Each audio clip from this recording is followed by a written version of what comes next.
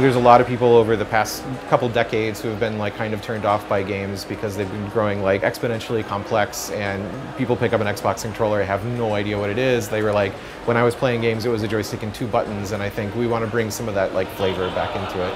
Oh, we've got him! The 3 games that we're showing here tonight are going to be 3 of the games that we run for tournaments during the festivals for players at Fantastic Arcade.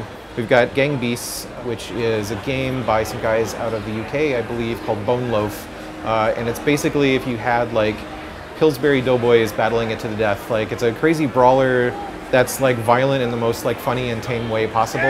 Lots of just like picking each other up and throwing each other around. Super funny, super great. And we've got a game called Push Me Pull You from Australia. It's a 4-player game where 2 teams of 2 players who are conjoined with like a snake body.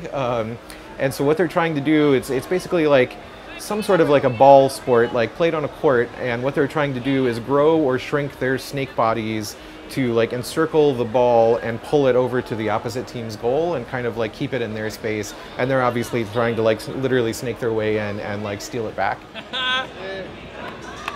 Weird and gross.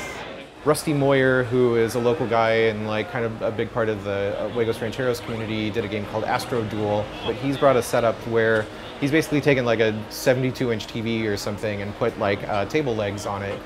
So everyone can kind of just gather around like an old like cocktail arcade cabinet and play Astro Duel that way. It's a really good like 4-player kind of Asteroid Z type game.